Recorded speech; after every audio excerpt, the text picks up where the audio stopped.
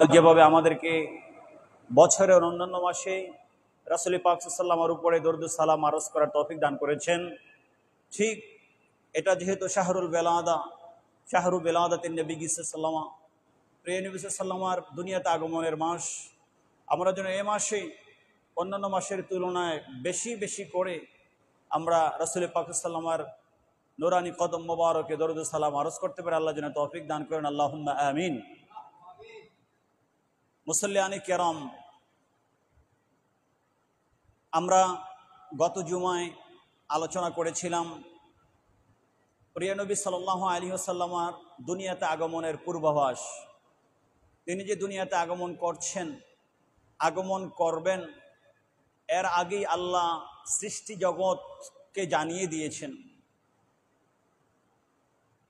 প্রিয় নবী সাল্লাল্লাহু আলাইহি ওয়াসাল্লামের দুনিয়াতে আগমনের বিষয়টি অত্যন্ত আলোচিত একটি বিষয় ছিল। আদম আলাইহিস সালাম সৃষ্টির আগেও এবং আদম আলাইহিস সালাম সৃষ্টির পরেও যেভাবে বিষয়টি প্রিয় নবী সাল্লাল্লাহু আলাইহি ওয়াসাল্লাম দুনিয়াতে আগমন করবেন, প্রিয় নবী সাল্লাল্লাহু আলাইহি ওয়াসাল্লাম দুনিয়াতে আগমনের পূর্বে আল্লাহ বিষয়টিকে ফেরেশতাদের মাঝে আলোচনা করেছেন, রূহের জগতে আলোচনা করেছেন, অন্যান্য সকলকে জানান দিয়েছেন। আবার সাইয়েদুনা আদম আলাইহিস সালাম যখন দুনিয়াতে আগমন করলেন, দুনিয়াতে আগমন করে লাম আরা ক্বাবলাহু ওয়ালা বা'দাহু মিথলাহু সাল্লাল্লাহু আলাইহি ওয়া আলিহি ওয়াসাল্লাম। ইমাম তিরমিজি রাহমাতুল্লাহি আলাইহি প্রিয় নবী সাল্লাল্লাহু আলাইহি সাল্লামকে নিয়ে কিতাব লিখেছেন তিরমিজি শরীফ, যেখানে প্রিয় নবী সাল্লাল্লাহু আলাইহি সাল্লামের পবিত্র সুন্নাহ মুবারাকাগুলো, হুকুম হাকামের হাদিসগুলো, বিভিন্ন দিকের হাদিসগুলো, আমল আখলাকের হাদিসগুলো জমা করা হয়েছে। আবার শুধুমাত্র প্রিয় নবী সাল্লাল্লাহু আলাইহি সাল্লামের দেহ মুবারকের গঠন প্রকৃতি নিয়ে, প্রিয় নবী সাল্লাল্লাহু আলাইহি সাল্লামের মাথা মুবারক কেমন ছিল, প্রিয় নবী সাল্লাল্লাহু আলাইহি সাল্লামের চুল মুবারক কেমন ছিল, প্রিয় নবী সাল্লাল্লাহু আলাইহি সাল্লামের হাত মুবারক কেমন ছিল, প্রিয় নবী সাল্লাল্লাহু আলাইহি সাল্লামের কদম মুবারক কেমন ছিল, এগুলা নিয়ে তিনি আরেকটি কিতাব রচনা করেছেন। সেই কিতাবের নাম দিয়েছেন আশ-শামাইলুল মুহাম্মাদিয়া সাল্লাল্লাহু আলাইহি ওয়া আলিহি ওয়াসাল্লাম। এই কিতাবের মধ্যে সাইয়্যিদুনা আলী কাররামাল্লাহু ওয়াজহাহু রাদিয়াল্লাহু তাআলা আনহুর হাদিসটি তিনি এনেছেন। আল্লাহর হাবিব পাক সাল্লাল্লাহু আলাইহি ওয়াসাল্লামের আলোচনা তিনি করতেছেন। আলোচনা করতে করতে এক পর্যায়ে তিনি বলেছেন, ইয়াকুলুনা ইতুহুম, যারাই চেষ্টা করবে আল্লাহর হাবিবের শরীর, দেহ মোবারকের, শরীর মোবারকের, আল্লাহর হাবিব পাক সাল্লাল্লাহু আলাইহি ওয়াসাল্লামের জীবনী, আল্লাহর হাবিবের ব্যাপারে আলোচনা করতে যারাই চেষ্টা করবে, এক পর্যায়ে তারা বলবে, অক্ষম হয়ে তাদের কলমি শক্তি বন্ধ হয়ে যাবে, তাদের বর্ণনার শক্তি বন্ধ হয়ে যাবে, তাদের বাক রুদ্ধ হয়ে যাবে, তারা আর মনের কল্পনা থেকে, তাদের শক্তি থেকে আর লেখা আসবে না, আর বলতে পারবে না। তারা এক পর্যায়ে তারা বলবে, প্রিয় নবী সাল্লাল্লাহু আলাইহি ওয়াসাল্লাম তিনি এমনই, লাম আরা ক্বাবলাহু ওয়ালা বা'দাহু মিথলাহু, যে আমি ওনার পূর্বে আজ পর্যন্ত এরকম কাউকে দেখি নাই এবং ওনার পরেও এইরকম কেউ আসবে না। সুবহানাল্লাহ। যার গুণাগুণ, যার ব্যাপারে যার কোনো একটা দিক আলোচনা করে শেষ করা যাবে, আগেও আসে নাই, এখনো নাই, কিয়ামত পর্যন্ত এরকম কেউ আসবে না। সুবহানাল্লাহি বিহামদি। এই জন্য শাইরুর রাসূল সাল্লাল্লাহু আলাইহি ওয়াসাল্লাম, প্রিয় নবী সাল্লাল্লাহু আলাইহি ওয়াসাল্লামের কবি, যারা ইসলামের পক্ষে, নবী মুস্তাফা সাল্লাল্লাহু আলাইহি ওয়াসাল্লাম প্রিয় নবী সাল্লাল্লাহু আলাইহি ওয়াসাল্লামের পক্ষে কাব্য রচনা করতেন। প্রিয় নবী সাল্লাল্লাহু আলাইহি ওয়াসাল্লামের কবি হযরতে হাসান বিন সাবিত রাদিয়াল্লাহু তাআলা আনহু, তিনি ওনার এক সময়ের কাব্যমালায় আল্লাহর হাবিব পাক সাল্লাল্লাহু আলাইহি ওয়াসাল্লামের পবিত্র শানকে কয়েকটি বাক্যের মাধ্যমে, কবিতার মাধ্যমে তিনি তুলে ধরেছেন, যার মধ্যে কয়েকটি লাইন হচ্ছে, ও আহসানা মিনকা লাম তারা কাত্তু আইনি ওয়া আজমালা মিনকা লাম তালিদিন নিসাউ খুলিকতা মুবাররাআন মিন কুল্লি আইবিন কাআন্নাকা ক্বাদ খুলিকতা কামা তাশাউ। ইয়া রাসূলুল্লাহ সাল্লাল্লাহু আলাইহি ওয়াসাল্লাম, আমি আপনার ব্যাপারে কি বলবো, আপনার জীবনের কোন দিক আলোচনা করব, আপনার সিরাতে পাকের কোন বিষয়টা আমি বলবো, আমি তো সেটা পরিপূর্ণভাবে বলতে পারবো না, বলে শেষ করতে পারবো না। শুধু সংক্ষেপে এতটুকুই বলছি, ও আহসানা মিনকা লাম তারা কাত্তু আইনি, পৃথিবীতে আল্লাহ যতগুলো চক্ষু সৃষ্টি করেছেন, যে চোখ দিয়ে মানুষগুলো দেখে, দেখার জন্য আল্লাহ যতগুলো ডিভাইস সৃষ্টি করেছেন, কোন চোখের মাধ্যমে কোন চোখ, কোন ডিভাইস আজ পর্যন্ত সৃষ্টির সূচনা লগ্ন থেকে এখন পর্যন্ত এবং সৃষ্টির শেষ পর্যন্ত আপনার মতো এত সুন্দর চেহারার অধিকারী, এত সুন্দর চরিত্রের অধিকারী কাউকে দেখে নাই এবং কিয়ামত পর্যন্ত কাউকে দেখবে না। সুবহানাল্লাহ। এটা নবীজির সাহাবী সাল্লাল্লাহু আলাইহি সাল্লামের সাহাবী রাসূল পাক সাল্লাল্লাহু আলাইহি ওয়াসাল্লামের সামনে তিনি বক্তব্য দিচ্ছেন। ওয়াজমাল মিন কালাম তারাকাতু আইনি, ওয়াসানা মিন কালাম তারাকাতু আইনি, ওয়াজমাল মিন কালাম তালিদিন নিসাউ। হযরত হাওয়া আলাইহিস সালাম থেকে আরম্ভ করে কিয়ামত পর্যন্ত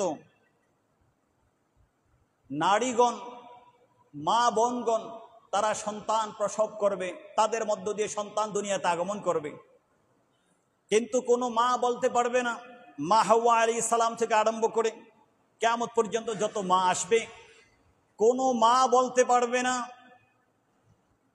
এমন দাবি করতে পারবে না যেই দাবিটুকু শুধুমাত্র একজন করতে পারবেন, তিনি হচ্ছেন হযরতে আমেনা রাদিয়াল্লাহু তাআলা আনহা।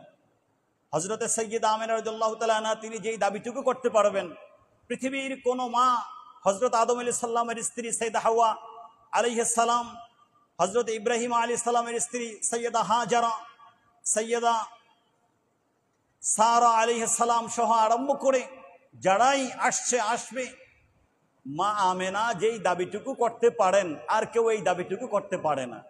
সেই দাবিটুকু কি?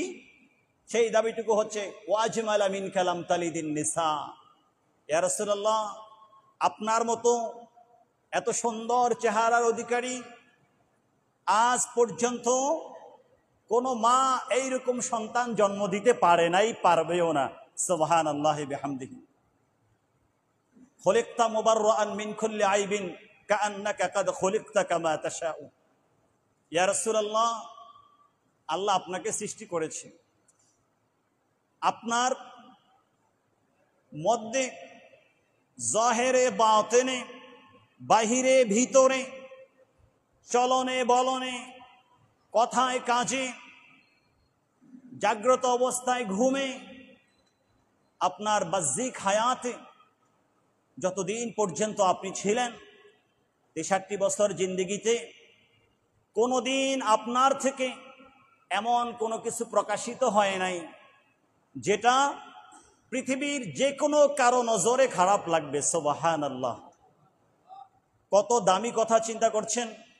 আপনি পৃথিবীর একজন ব্যক্তিকে দেখিয়ে দেন, আমার একটা কাজ আপনার ভালো লাগবে, আরেকজনের ভালো নাও লাগতে পারে। এভাবে মানুষ ভালো মানুষের ব্যাপারেও কথা বলে, ত্রুটি বের করার চেষ্টা করে, কিন্তু আজ পর্যন্ত প্রিয় নবী সাল্লাল্লাহু আলাইহি সাল্লামার মুসলিম হোক অমুসলিম হোক শত চেষ্টা করার, অপচেষ্টা করার পরেও আজ পর্যন্ত প্রিয় নবী সাল্লাল্লাহু আলাইহি সাল্লামার সামান্যতম ত্রুটি কেউ বের করতে পারে নাই। সুবহানাল্লাহ। তো আজ পর্যন্ত যেহেতু কেউ পারে নাই, কিয়ামত পর্যন্ত কি পারার সম্ভাবনা আছে? নাই। যদি পারত, আল্লাহ হেফাজত করেছে, নাই।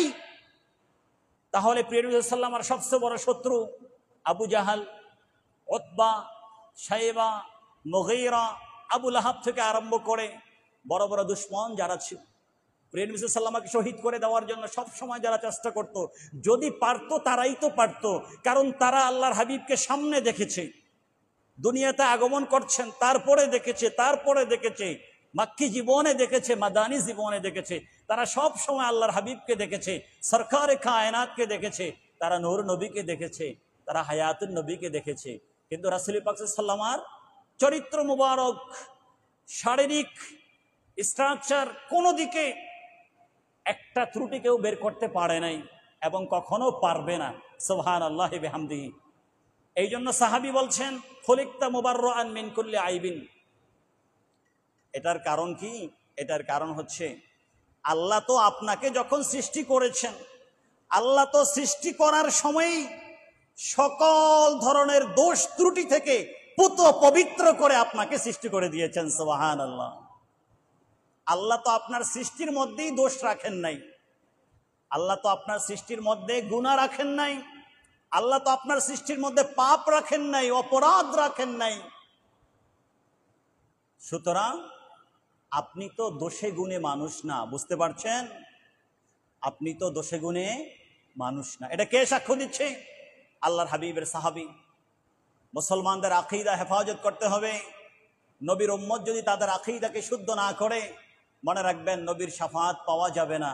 আর নবীর শাফাআত ছাড়া কোনো উম্মত জান্নাতে যেতে পারবে না। কোরআন হাদিসে স্পষ্ট প্রমাণ রয়েছে। সাহাবী বলছেন নবী মুস্তাফার সামনে, খুলিকতা মুবাররাআম মিন কুল্লি আইবিন, আল্লাহ তাআলা আপনাকে সকল ধরনের ত্রুটি, দোষ, গুনাহ, পাপ, পঙ্কিলতা সব কিছু থেকে পুত পবিত্র করে আল্লাহ আপনাকে সৃষ্টি করে দিয়েছেন। সুবহানাল্লাহ। এটা মনে রাখবেন, এটা সাহাবায়ে কেরামদের আকীদা, এটাই হচ্ছে মুসলমানদের আকীদা। এই জন্য কখনোই বলা যাবে না নবী আমাদের মতো দোষে গুণে মানুষ, বলা যাবে না, ঈমান চলে যাবে। মনে রাখবেন ভালো করে, হাজার দলিল রয়েছে। এটা হচ্ছে মুসলমানদের আকীদা ১৫০০ বছর ধরে। এটা শুধু রহমাতুল্লিল আলামিনের ব্যাপারে আকীদা না, এটা সকল আম্বিয়া মুরসালিনদের ব্যাপারে আকীদা। সকল আম্বিয়া মুরসালিনগণ তারা দোষ থেকে, যাবতীয় ত্রুটি থেকে তারা মুক্ত। আল্লাহ কাউকে দোষ দিয়ে, ত্রুটি দিয়ে বানান নাই। যাই হোক, আমাদের যখন সময় হবে এই বিষয়ে আলোচনা করার, ইনশাআল্লাহ তাআলা আমরা এই বিষয়ে আলোচনা করব, আল্লাহ হায়াতে বাঁচিয়ে রাখলে। প্রিয় নবী সাল্লাল্লাহু আলাইহি সাল্লাম সামনে বসা, তিনি বললেন, খুলিকতা মুবাররাআম মিন কুল্লি আইবিন কাআন্নাকা কাদ খুলিকতা কামা তাশাউ। এভাবে হাসান বিন সাবিত রাদিয়াল্লাহু তাআলা আনহু নবীর সাহাবায়ে কেরাম প্রিয় নবী সাল্লাল্লাহু আলাইহি ওয়াসাল্লামের ব্যাপারে আলোচনা করেছেন। প্রিয় নবী সাল্লাল্লাহু আলাইহি ওয়াসাল্লামের আলোচনা আল্লাহ আদম আলাইহিস সালামের সৃষ্টির আগে, দুনিয়াতে আসার আগে রূহের জগতে করেছেন, যেটার ব্যাপারে আমরা গত জুমাতে কোরআন শরীফ দিয়ে এবং হাদিস শরীফ দিয়ে আমরা আলোচনা করেছি। আমরা আজকেও সেই সময়ের কিছু আলোচনা করব। আল্লাহ রাব্বুল আলামিন রহমাতুল্লিল আলামিনের ব্যাপারে কোরআনের মধ্যে এবং হাদিসে কুদসির মধ্যে অনেক আলোচনা তুলে ধরেছেন, যে প্রিয় নবী সাল্লাল্লাহু আলাইহি ওয়াসাল্লাম আদম আলাইহিস সালাম সৃষ্টির পূর্বে কি অবস্থায় ছিলেন। আমরা হযরতে সাইয়্যিদুনা আবু হুরায়রা রাদিয়াল্লাহু তাআলা থেকে একটি হাদিস উল্লেখ করব। সাইয়্যিদুনা আবু হুরায়রা রাদিয়াল্লাহু তাআলা আনহু তিনি হাদিস পাকের মধ্যে উল্লেখ করেছেন, প্রিয় নবী সাল্লাল্লাহু আলাইহি ওয়াসাল্লাম ইরশাদ করেছেন, কুনতু আউওয়ালা আল আমবিয়াই খালকান ওয়া আখিরুহুম বা'থান। আমার উম্মত শোনো, আমি নবীদের মধ্যে সবার শেষে দুনিয়াতে আগমন করেছি, কিন্তু আল্লাহ আমাকে সবার আগে সৃষ্টি করেছেন। সুবহানাল্লাহ। আমি নবীদের মধ্যে সবার শেষে দুনিয়াতে আগমন করেছি, কিন্তু আল্লাহ রাব্বুল আলামিন আমাকে সবার আগে সৃষ্টি করেছেন। সুবহানাল্লাহি বিহামদি। ইমাম আল জুজাজানি রহমতুল্লাহ আলাইহি এই হাদিসটিকে উল্লেখ করেছেন। ইমাম ইবনু আবি হাতেম রহমতুল্লাহ আলাইহি উনি ওনার তাফসীর কিতাবের মধ্যে হাদিসটি উল্লেখ করেছেন। এমনইভাবে প্রিয় নবী সাল্লাল্লাহু আলাইহি ওয়াসাল্লামের অন্য হাদিসের মধ্যে আছে, কুনতু আউওয়ালুন নাসি ফিল খালকি, কুনতু আউওয়ালান নাসি ফিল খালকি ওয়া আখিরুহুম ফিল বা'থ। যে আমি সকল মানুষের আগে সৃষ্টি হয়েছি, আর আল্লাহ আমাকে পাঠিয়েছেন সকল নবীর পরে। এটা হচ্ছে হাকিকতে মুহাম্মাদী সাল্লাল্লাহু আলাইহি ওয়াসাল্লাম। এখন প্রশ্ন করবেন, প্রিয় নবী সাল্লাল্লাহু আলাইহি ওয়াসাল্লাম যদি সবার আগে সৃষ্টি হয়ে থাকে, তাহলে তিনি কেন সবার পরে আসলেন? আর সবার আগে যদি সৃষ্টি হয়ে থাকে, তিনি কোথায় ছিলেন? আমরা সৃষ্টি হয়ে তো আমাদের মায়ের উদর থেকে চলে আসি দুনিয়াতে। মায়ের উদরে 9 মাস 10 মাস এভাবে বিভিন্ন সময়ের তারতম্যে সন্তান পৃথিবীতে আগমন করে। তো প্রিয় নবী সাল্লাল্লাহু আলাইহি ওয়াসাল্লাম সৃষ্টি হয়েছেন, তিনি শেষে আসলেন, তো তিনি কোথায় ছিলেন সৃষ্টি হয়ে? এটার ব্যাপারে প্রিয় নবী সাল্লাল্লাহু আলাইহি ওয়াসাল্লাম বিভিন্ন হাদিসে পাকের মধ্যে ইশারা রয়েছে। উলামায়ে কেরাম, মুফাসসিরিনে কেরাম, হাদিসের স্কলারগণ যারা সিরাত গ্রন্থ রচনা করেছেন, প্রিয় নবী সাল্লাল্লাহু আলাইহি ওয়াসাল্লামের জীবনী গ্রন্থ, এ ব্যাপারে তারা আলোচনা করেছেন, নাতি দীর্ঘ আলোচনা, অসংখ্য অগণিত কিতাবের মধ্যে। আমি এই মসজিদে গতবারও বলেছিলাম যে এখন থেকে 500 বছর পূর্বে মিশরের মস্ত বড় একজন হাদিসের ইমাম যিনি একাধারে হাদিসের ইমাম ছিলেন, ঠিক তেমনইভাবে ওই সময়ে সারা পৃথিবীতে সবচেয়ে বড় একজন ঐতিহাসিক ছিলেন, একজন হাফেজ হাদিস ছিলেন। তিনি অনেক হাদিসের কিতাব এবং বিভিন্নমুখী কিতাব তিনি রচনা করেছেন। ইমাম শামসুদ্দিন আস-সাখাবী রহমতুল্লাহ আলাইহি 902 হিজরিতে তিনি ইন্তেকাল করেছেন। এখন হচ্ছে 1447 হিজরি, এত আগে তিনি ইন্তেকাল করেছেন। তো তিনি একটি গুরুত্বপূর্ণ কিতাব লিখেছেন। কিতাবটির নাম হচ্ছে আল ইলানু বিত-তাওবীখ লিমান যাম্মাত তারিখ। যারা ইতিহাস মানে না, পূর্বের ইতিহাসকে যারা ভুলে যেতে চায়। আমরা মুসলমান, আপনারা বলেন আমাদের ইতিহাস আছে কি নাই, নাকি আমরা এমনিতেই এখন চলে আসছি মুসলমান হিসেবে? আমাদের ইতিহাস আছে, এবং মুসলমানদের ইতিহাস হচ্ছে সবচেয়ে উর্বর ইতিহাস এই পৃথিবীর মধ্যে। সবচেয়ে সুন্দর ইতিহাস দিয়ে যেই জাতিকে সাজিয়ে দিয়েছেন আমার আল্লাহ, তারা হচ্ছেন মুসলিম জাতি। ঠিক কিনা বলেন? মুসলিম জাতির ইতিহাস সুন্দর ইতিহাস, ঐতিহাসিক ইতিহাস। মুসলিম জাতির ইতিহাসের মধ্যে মুসলিম জাতির বীরত্ব গাথা যে সকল আলোচনা রয়েছে, যেগুলি যুগের পর যুগ ধরে বিভিন্ন কিতাবের মধ্যে, কখনো আরবিতে, কখনো ইংরেজিতে, কখনো বাংলাতে, ফার্সিতে, উর্দুতে, সেগুলো স্বর্ণাক্ষরে লিপিবদ্ধ করা হয়েছে। আমাদেরও ইতিহাস আছে, কিন্তু আফসোসের বিষয় হচ্ছে আমরা মুসলিম জাতি, আমাদের অনেকেই আমাদের ইতিহাস আমরা জানি না। আমাদের ইতিহাস না জানার কারণে আমরা এক সময় আমরা সিংহের মতো তো হুঙ্কার দিতাম, কিন্তু আমরা এখন বিড়াল ছানার মতো আওয়াজ করতে পারি না। ঠিক কিনা বলেন? এটার কারণ কি? আমি ইতিহাস জানি না। আমি আমার বাপদাদার ইতিহাস যদি জানতাম, আমার পূর্বপুরুষদের এই 1500 বছরের ইসলাম, বরং এই ইসলাম 1500 বছর না, 1500 বছর তো প্রিয় নবী সাল্লাল্লাহু আলাইহি ওয়াসাল্লামের আগমনের পরে, তারও আগে সৈয়দুনা আদম আলাইহিস সালাম ইসলামের সুমহান দাওয়াত নিয়ে এসেছেন। হযরত ইব্রাহিম আলাইহিস সালাম এই জাতির নামটি ইসলাম দিয়েছেন। আল্লাহ কোরআনে কারীমের মধ্যে এই জন্য বলেছেন, মিল্লাতা আবিকুম ইব্রাহিম হুয়া সাম্মাকুমুল মুসলিমিন, যে তোমাদের মুসলমানদের তোমাদের পিতা হচ্ছে, তোমাদের ধর্মের জাতির তোমাদের পিতা হচ্ছে হযরত সৈয়দুনা ইব্রাহিম আলাইহিস সালাম, যিনি তোমাদেরকে মুসলমান নাম দিয়েছেন। সুবহানাল্লাহ। আমাদের ইতিহাস অনেক পুরাতন। পৃথিবীতে যত ধর্মমত আছে, সকল ধর্মের মধ্যে সবচেয়ে পুরাতন সনাতন ধর্ম হচ্ছে ইসলাম ধর্ম। অন্য কোনো ধর্ম দাবি করতে পারে না যে তাদেরটা আমাদের থেকে সনাতন। সনাতন একদম প্রাচীন ধর্ম হচ্ছে ইসলাম ধর্ম। কারণ সৈয়দুনা আদম আলাইহিস সালাম যেই দাওয়াত নিয়ে এসেছেন, সেই দাওয়াতটা ছিল ইসলামের দাওয়াত। যুগে যুগে আস্তে আস্তে সেই দাওয়াতের মধ্যে অ্যাড হয়েছে। বিভিন্ন নবী রাসূলদেরকে আল্লাহ সেই দাওয়াতের কাজকে সম্পূর্ণ করার জন্য পাঠিয়েছেন। আল্লাহ হাবিব পাক সাল্লাল্লাহু আলাইহি ওয়াসাল্লামের মাধ্যমে সেই দাওয়াতের কাজ সম্পূর্ণ করে দেওয়া হয়েছে। এই জন্য প্রিয় নবী সাল্লাল্লাহু আলাইহি ওয়াসাল্লাম হাদিসে পাকের মধ্যে বলেছেন, শোনো, আমার এবং পূর্ববর্তী নবীদের দৃষ্টান্ত হচ্ছে কেমন? একটা অট্টালিকার মতো, একটা প্রাসাদের মতো। একজন মিস্ত্রি অত্যন্ত চমৎকার করে, অত্যন্ত সুন্দর করে একটি অট্টালিকা, একটি প্রাসাদ নির্মাণ করেছে। এত সুন্দর করে নির্মাণ করেছে, সকলেই যারাই আসছে সবাই এই প্রাসাদটির দিকে তাকাচ্ছে, চারদিকে ঘুরছে, প্রত্যেকটা কোণে প্রত্যেকটা জায়গায় ভালো করে এই প্রাসাদটি দেখছে। তারা সকলেই প্রশংসা করছে, কিন্তু নির্দিষ্ট এক জায়গায় যখন তারা চলে আসে, তারা দেখে একটা ইট লাগানো নাই। বুঝতে পারছেন? এই প্রাসাদটা ভালো করে সাজানো আছে, এত সুন্দর করে সাজানো আছে, আর তারা কখনো দেখে নাই। সব জায়গায় ঠিক আছে, কিন্তু একটা জায়গায় তারা এসে দেখে এখানে একটা ইট পরিমাণ জায়গা ফাঁকা আছে, এই জায়গাটা লাগানো হয় নাই। ওই ইটটার কারণে পুরা প্রাসাদের সৌন্দর্যটা পূর্ণাঙ্গতা লাভ করে নাই। আল্লাহর হাবিব পাক সাল্লাল্লাহু আলাইহি ওয়াসাল্লাম বলেছেন, বাকি ইটগুলো আল্লাহ নবীদের দ্বারা পূরণ করেছেন, যে ইটটা বাকি আছে এটাই হচ্ছে আমি মুহাম্মদুর রাসূলুল্লাহ সাল্লাল্লাহু আলাইহি ওয়াসাল্লাম। এই জন্য তিনি বলেছেন, ওয়া আনা তিলকাল লাবিনা। এটা হাদিস বুখারী মুসলিম সব বিশুদ্ধ কিতাবের মধ্যে, যে আমি হচ্ছি সেই ইট, যে ইটের কারণে প্রাসাদটির সৌন্দর্য সম্পূর্ণ হয় নাই। আমার মাধ্যমে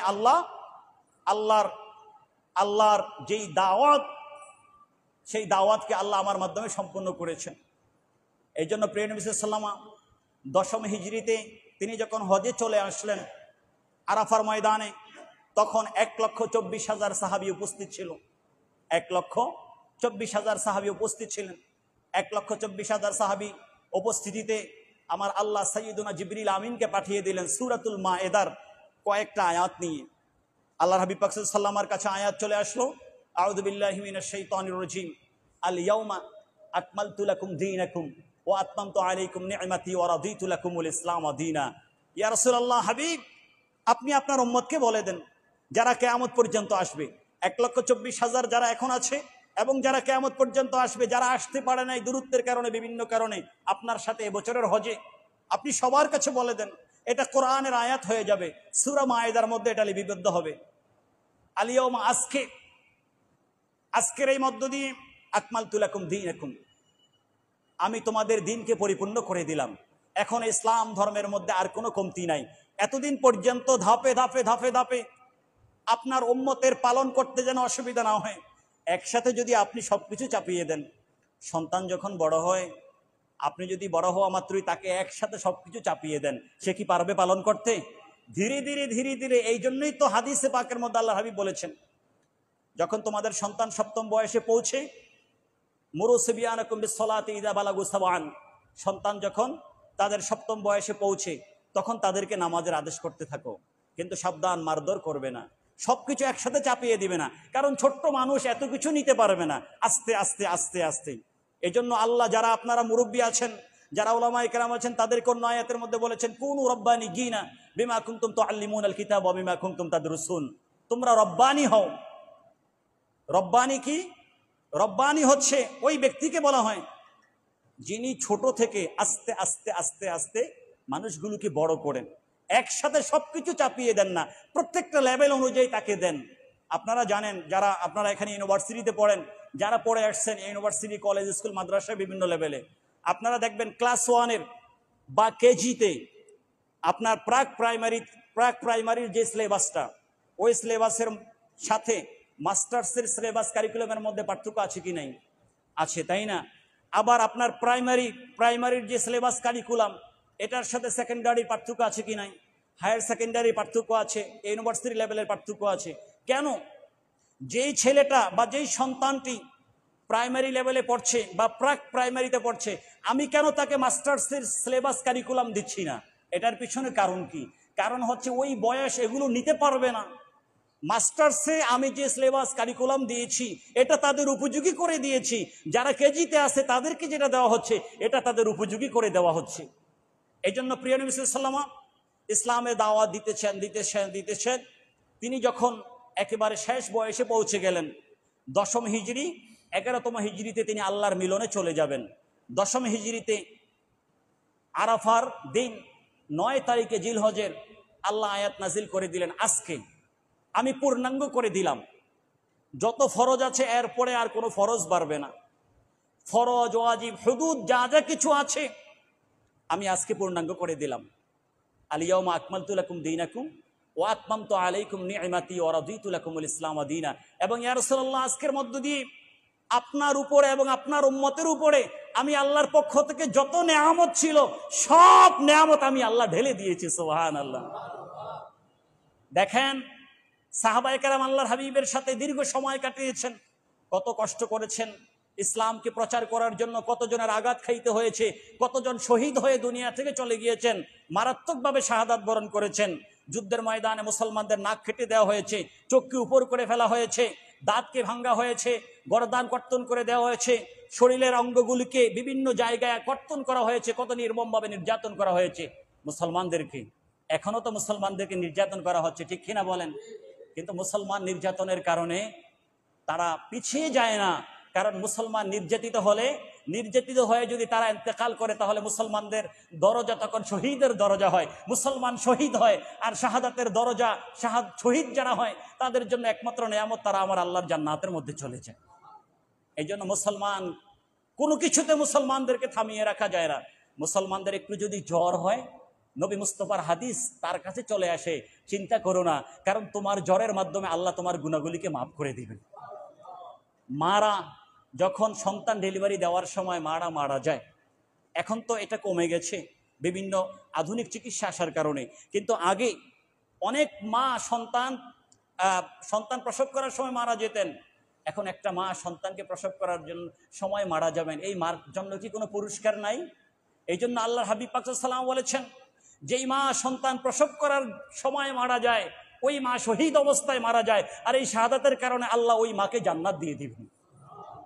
আপনি নদীতে চলছেন, হঠাৎ করে জাহাজ ডুবে গেল, নৌকা ডুবে গেল, নৌকা ডুবে কেউ মারা গেল, আল্লাহ হাবিব পাক সাল্লাল্লাহু আলাইহি ওয়াসাল্লাম এখানেও বলেছেন যে মাম্মাতা ফি গরাকিন, যে ব্যক্তি ডুবে মারা যায়, ফি হারাকিন জলে মারা যায়, ফি বাতনিন পেটের অসুখে মারা যায়, এইভাবে অনেক লম্বা লিস্টি। এক কথায় মুসলমান যখনই কোনো বিপদে পড়ে, আল্লাহর হাবিব সাথে সাথে সুসংবাদ দিয়েছেন আল্লাহর পক্ষ থেকে, হয় তার গুনাহ মাফ হবে, অথবা তার দরজা তার স্তরকে আল্লাহ বাড়িয়ে দিবেন, অথবা সে শাহাদাতের মর্যাদা নিয়ে জান্নাতে চলে যাবে। সুবহানাল্লাহ। আল্লাহ রাব্বুল আলামিন এত সুন্দর ইসলাম, এত সুন্দর কিছু আমাদেরকে দিয়েছেন। বলুন, আমরা এত সুন্দর ইসলাম পেয়ে খুশি না বেজার? আমাদের ইসলাম সর্বাঙ্গীন সুন্দর, সবচেয়ে সুন্দর। কারণ ইসলামের যিনি নবী, তিনি তো এক নম্বরে, উনি হচ্ছেন সবচেয়ে সুন্দর, উনি হচ্ছেন, ওনার তুলনা কেহ নাই, বেমেথাল। আল্লাহ ওনাকে অতুলনীয় করে সৃষ্টি করেছেন। আল্লাহ আমাদেরকে বিষয়গুলো বুঝার তৌফিক দান করুন। শুধু দলিল আদিল্লা দিয়ে না, দলিল আদিল্লা তো আছে, দলিল আদিল্লা দিয়ে বুঝার আগে আমাকে তো আল্লাহ বিবেক দিয়েছে, বিবেক দেয় নাই? আমাকে আল্লাহ বিবেক দিয়েছে, আমাকে আল্লাহ জ্ঞান দিয়েছে, আমাকে আল্লাহ ভালো মানুষের সাথে চলার সুযোগ করে দিয়েছে, আমি ভালো জিনিস চিনি। এই জন্য আমার বিবেক দিয়ে, আমার চিন্তা চেতনা দিয়ে আগে বুঝতে হবে, তাহলেই দলিল আদিল্লা আমার সহজে বুঝে আসবে। আল্লাহ যেন আমাদের সকলকে বুঝার তৌফিক দান করবেন। আল্লাহুম্মা আমিন। একটু মহাব্বতের দরুদ শরীফ পড়ুন। আল্লাহুম্মা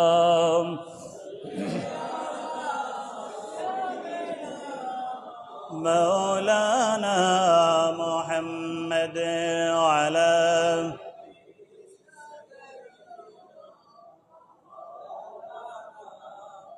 محمد اللهم صل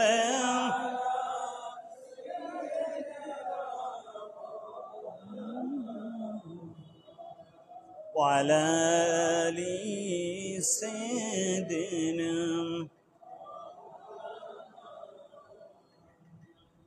প্রিয় নবী সাল্লাল্লাহু আলাইহি ওয়াসাল্লাম অন্য হাদিসের মধ্যে বলেছেন, কুনতু আউওয়ালান নাসি ফিল খালকি ওয়া আখিরাহুম ফিল বাসি। আল্লাহ সকলের আগে আমাকে সৃষ্টি করেছেন, আর সকল নবী রাসূলের শেষে আমাকে সৃষ্টি করেছেন। কেন সৃষ্টি করেছেন? কারণ আমার দ্বারা ওই সুন্দর একটা প্রাসাদকে পূর্ণাঙ্গতা আল্লাহ দান করবেন। এই ইসলামের পূর্ণাঙ্গতা, আল্লাহর যে মিশন নিয়ে, যে ধর্ম নিয়ে, ইসলাম নিয়ে, সৌন্দর্য নিয়ে পাঠানো হয়েছে যুগে যুগে আম্বিয়া মুরসালিনদেরকে, আমাকে শেষে পাঠানো হয়েছে যেন আমি সেটার পূর্ণাঙ্গতা দান করি।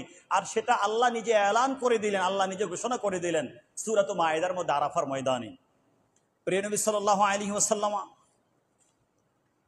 হাদিসে পাকের মধ্যে যেভাবে আসছে, ইমাম আবু সাআদ আন-নাইসাবুরি রহমতুল্লাহ আলাইহি, উনি ওনার কিতাব আশ-শারাফ, এবং ইমাম ইবনুল জাওজি রহমতুল্লাহ আলাইহি উনি ওনার কিতাব আল-ওয়াফা এর মধ্যে হাদিসটাকে উল্লেখ করেছেন। আল্লাহ রাব্বুল আলামিন যখন আল্লাহর হাবিব পাক সাল্লাল্লাহু আলাইহি ওয়াসাল্লামকে সৃষ্টি করেছেন, আল্লাহর হাবিব পাক সাল্লাল্লাহু আলাইহি ওয়াসাল্লামকে সৃষ্টি করার পরে তাফাত বিহা আল মালাইকাতু হাওলাল আরশি ওয়াল কুরসি ওয়াস সামাওয়াতি ওয়াল আরদি, ফেরেশতাগণ রাসূল পাককে নিয়ে তারা সৃষ্টি জগতের যত জায়গা আছে সব জায়গায় তারা ঘুরতে লাগলো। সুবহানাল্লাহ। আল্লাহর হাবিবকে নিয়ে তারা প্রথমে ঘুরলো হাওলাল আরশি, রব্বে কারীমের আরশে পাকের চতুর্দিকে। তারপরে আল্লাহর হাবিব পাক সাল্লাল্লাহু আলাইহি ওয়াসাল্লামকে নিয়ে তারা ঘুরতে লাগলো কুরসির চতুর্দিকে, আসমান এবং জমিনের যত জায়গা আছে সব জায়গায় তারা আল্লাহর হাবিব পাক সাল্লাল্লাহু আলাইহি ওয়াসাল্লামকে নিয়ে ঘুরতে লাগলো। ফাআরিফাত আল মালাইকাতু মুহাম্মাদান সাল্লাল্লাহু আলাইহি ওয়াসাল্লাম ক্বাবলা আন তা'রাফা আদম আওয়াল বাশার, সুম্মা কানা নূরু মুহাম্মাদিন সাল্লাল্লাহু আলাইহি ওয়া আলিহি ওয়াসাল্লাম ইউরা ফি গুররাতি জাবহাতি আদম وقيل له يا آدم هذا سيد ولدك من المرسلين فلما حملت حواء بشيت انتقل النور عن آدم إلى حواء وكانت تلد في كل بطن ولدين إلا شيشا فإنها ولدته وحده كرامة لمحمد صلى الله عليه وسلم ثم لم يزل النور ينتقل من طاهر إلى طاهر إلى أن ولد الحبيب المصطفى صلى الله عليه وسلم।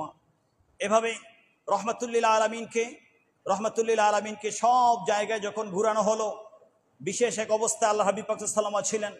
তারপর যখন সাইয়েদনা আদম আলাইহিস সালামকে আল্লাহ সৃষ্টি করলেন, আল্লাহর হাবিবের নূর মুবারককে আল্লাহ আদম আলাইহিস সালামার এই কপাল মুবারকের মধ্যে দিয়ে দিলেন। আদম আলাইহিস সালামার কপাল থেকে ওনার সন্তানদের হয়ে হয়ে আস্তে আস্তে আস্তে আস্তে এই নূর মুবারক প্রিয় নবী সাল্লাল্লাহু আলাইহি ওয়াসাল্লামার আব্বাজান খাজা আব্দুল মুত্তালিব রাদিয়াল্লাহু তাআলা আনহুর এই কপালের মধ্যে চলে আসলো, ওনার পৃষ্ঠদেশে চলে আসলো। সেখান থেকে চলে আসলো হযরতে মা আমেনা রাদিয়াল্লাহু তাআলা আনহার উদরে। তারপরে রহমাতুল লিল আলামিন দুনিয়াতে তিনি চলে আসলেন রবিউল আউয়াল মাসের 12 তারিখে, অধিকাংশ উলামায়ে কেরামদের মত অনুযায়ী। সুবহানাল্লাহ। এভাবে আল্লাহ হাবিব পাক সাল্লাল্লাহু আলাইহি ওয়াসাল্লাম দুনিয়াতে তিনি আগমন করলেন। প্রিয় নবী সাল্লাল্লাহু আলাইহি ওয়াসাল্লাম যখন আদম সৃষ্টির পূর্বে আল্লাহর দরবারে ছিলেন, কোন অবস্থায় ছিলেন, এই বিষয়টিকে আরেকজন মস্ত বড় হাফেজ হাদিস ইমাম ইবনুল কাত্তান রহমাতুল্লাহ আলাইহি উনি ওনার আল আহকাম কিতাবের মধ্যে তিনি উল্লেখ করেছেন, আল্লাহর হাবিব পাক সাল্লাল্লাহু আলাইহি ওয়াসাল্লাম তিনি বলেছেন, কুনতু নূরান বাইনা ইয়াদাই রব্বি ক্বাবলা আন ইয়াখলুকা আদামা বিআরবাআতা আশারা আলফি আমিন। আদম আলাইহিস সালাম অস্তিত্বে আসার 14,000 বছর পূর্বে আমি আমার আল্লাহর দরবারে নূর আকারে ছিলাম। সুবহানাল্লাহ। বুঝতে পারছেন?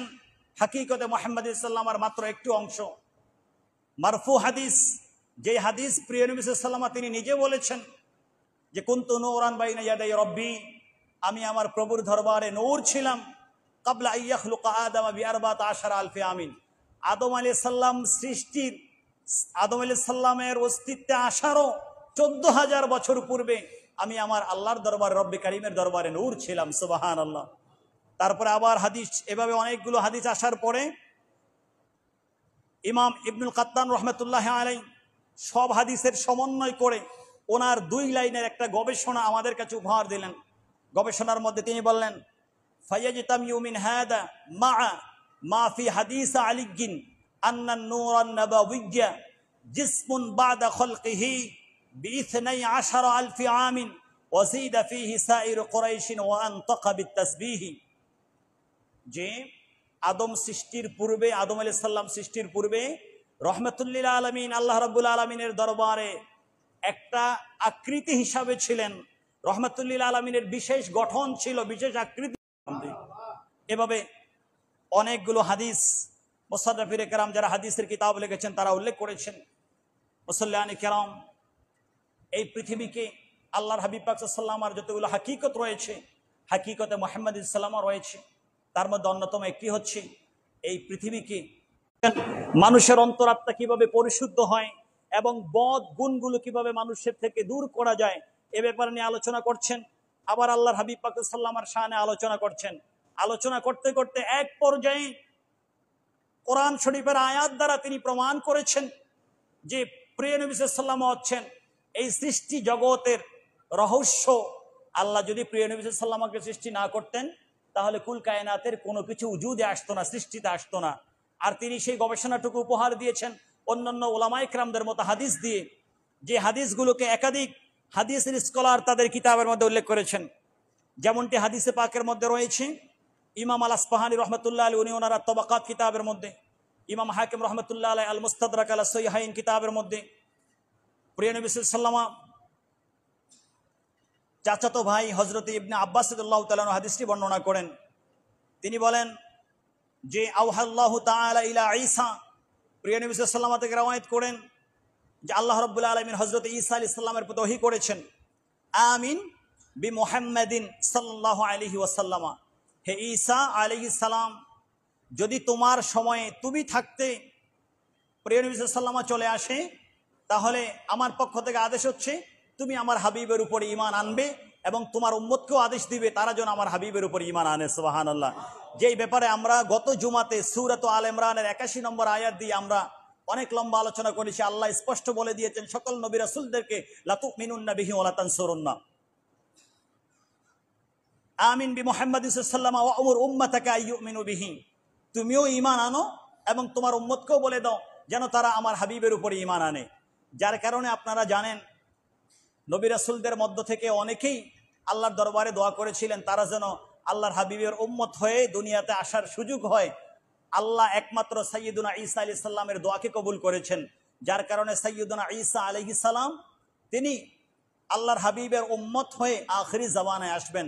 যখন দাজ্জাল আসবে মুসলমানদের ঈমানকে নষ্ট করে দেওয়ার জন্য, পৃথিবীর শান্তিকে নষ্ট করে দেওয়ার জন্য, পৃথিবীর শৃঙ্খলাকে ভঙ্গ করে দেওয়ার জন্য, এই পৃথিবীটাকে নরকে পরিণত করার জন্য যখন দাজ্জাল আসবে, সেই দাজ্জালকে শেষ করে দেওয়ার জন্য ইমাম মাহদী আলাইহিস সালাম এবং হযরত ঈসা আলাইহিস সালাম আসবেন এবং ওনাদের হাতে দাজ্জাল এবং তার বাহিনী, তাদের চিরস্থায়ী সমাধি রচিত হবে, তাদের চিরস্থায়ী ঠিকানা জান্নাত তখন হয়ে যাবে। হযরত সাইয়েদুনা ঈসা আলাইহিস সালামকে এই জন্য আল্লাহ বললেন, তুমি এবং তোমার উম্মত আমার হাবিবের উপর ঈমান আনো। এরপর আল্লাহ বললেন, কেন জানো? ফালাউলা মুহাম্মাদুন মা খলাকতু আদাম ওয়ালাল জান্নাহ ওয়ালান নার। শোনো, আমি যদি মুহাম্মদুর রাসূলুল্লাহ সাল্লাল্লাহু আলাইহি ওয়াসাল্লামকে সৃষ্টি না করতাম, তাহলে আমি জান্নাত বানাতাম না, আমি আদম আলাইহিস সালামকে সৃষ্টি করতাম না, জান্নাত সৃষ্টি করতাম না, আমি নার সৃষ্টি জাহান্নাম সৃষ্টি করতাম না। ওয়ালাকাদ খলাকতুল আরশা আলাল মাই ফাত্তারাবা ফাকাতাবতু আলাইহি লা ইলাহা ইল্লাল্লাহু মুহাম্মাদুর রাসূলুল্লাহ সাল্লাল্লাহু আলাইহি ওয়াসাল্লাম ফাসাকানা। এভাবে আরো লম্বা হাদিস বিভিন্ন জায়গায় আছে। একই হাদিস একই অর্থে অন্য জায়গায় আমরা হাদিস দেখতে পাই। প্রিয় নবী সাল্লাল্লাহু আলাইহি ওয়াসাল্লাম তিনি বলেছেন, আতানি জিবরিল ফাকালা ইয়া মুহাম্মাদু সাল্লাল্লাহু আলাইহি ওয়াসাল্লাম ইন্নাল্লাহা ইয়াকুলু লাউলা কামা খালাকতুল জান্নাতা ওয়া লাউলাকা মা খালাকতুন নারা। হে মুহাম্মদুর রাসূল সাল্লাল্লাহু আলাইহি ওয়াসাল্লাম, আল্লাহ বলছেন হাদিসে কুদসির মধ্যে যে যদি আমি আপনাকে সৃষ্টি না করতাম, জান্নাত সৃষ্টি করতাম না, আপনাকে যদি সৃষ্টি না করতাম, আমি কিছুই সৃষ্টি করতাম না। কোরআন শরীফের আয়াত হাদিস সব কিছু প্রমাণ করে এই পৃথিবীর মধ্যে আল্লাহ যে এই সংসারকে সাজিয়েছেন, এই সৃষ্টি জগৎকে সাজিয়েছেন, এর মধ্যে আমরা যে দুনিয়াতে আসছি, এর পিছনে যিনি সবব, যিনি কারণ, যার উসিলায় আল্লাহ সব কিছু আমাদেরকে দিয়েছেন, আমাদের অস্তিত্ব দিয়েছেন, আমাদের বাবা মার অস্তিত্ব দিয়েছেন, সব কিছু আমরা পেয়েছি, সবাই পেয়েছে। তিনি হচ্ছেন একমাত্র আখিরি জামানার নবী রহমাতুল্লিল আলামিন হাবিব মুহাম্মদুর রাসূলুল্লাহ সাল্লাল্লাহু আলাইহি ওয়া আলিহি ওয়াসাল্লাম। এভাবে আল্লাহ হাবিব পাক সাল্লামা দুনিয়াতে আগমন করার আগেই আল্লাহর হাবিবের আগমনকে সাজিয়েছেন। আল্লাহ তার হাবিব পাক সাল্লামার আগমনকে বিভিন্নভাবে তুলে ধরেছেন রহমাতুল্লিল আলামিন। একের পর এক ঘটনা, একের পর এক ইতিহাস, একের পর এক ঘটনা ঘটেছে, সারা পৃথিবী সাক্ষ্য থেকেছে, সারা পৃথিবী সেগুলো দেখেছে, অসংখ্য অগণিত ঘটনা ঘটেছে। এক পর্যায়ে যখন 570 খ্রিস্টাব্দ হলো, হস্তি বাহিনী, যেটার আলোচনা আমরা গত জুমাতে করেছি, আল্লাহ রাব্বুল আলামিন তার হাবিবকে দুনিয়াতে আগমন করে দিয়েছেন, তার হাবিব দুনিয়াতে চলে আসছে। আমাদের বর্তমান বছরে আমাদের বাংলাদেশের ভৌগোলিক অবস্থান হিসাবে 12ই রবিউল আউয়াল হচ্ছে আগামী শনিবার। ইনশাআল্লাহ তাআলা আগামী জুমাতে আমাদের আলোচনা করার সুযোগ হবে। আমরা যে যেখানেই সুযোগ পাবো আল্লাহর হাবিব পাক সাল্লামের জীবনের আলোচনা করব।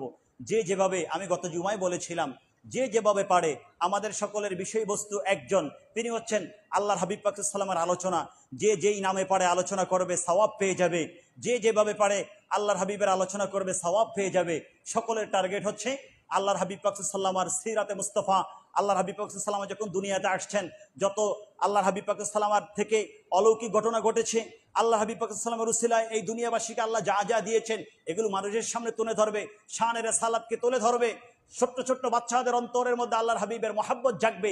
তারা যখন বড় হবে, তারা একমাত্র মডেল হিসাবে, আদর্শ হিসাবে শুধু একজনকে মানবে, তিনি হচ্ছেন রহমাতুল্লিল আলামিন। এই জন্য তাদেরকে এখন থেকে শিক্ষাদান করতে হবে। বিভিন্ন মজলিস করে, মাহফিল করে, জুমাতে, সেমিনারে, মাহফিলে, কনফারেন্সে, যেখানে সুযোগ হয় সেখানে, মিডিয়াতে, ফেসবুকে, যে যেভাবে পারে সেভাবে আসুন। আমরা সকলে এক একজন আল্লাহর হাবিবের উম্মত হিসাবে আমরা এই রবিউল আউয়াল মাসে সবচেয়ে উপযুক্ত সময়, যেহেতু এই মাসে ওনার আগমন হয়েছে, আসুন আল্লাহর হাবিব পাক সাল্লামের আগমনের আলোচনা, আল্লাহর হাবিব পাক সাল্লামের সুন্নাহ, ওনার পবিত্র জীবন আদর্শ আমরা সকলের কাছে তুলে ধরি। আল্লাহ যেন আমাদেরকে তৌফিক দান করেন। আমিন। ওয়া আখির দাওয়ানা আলহামদুলিল্লাহি রাব্বিল আলামিন।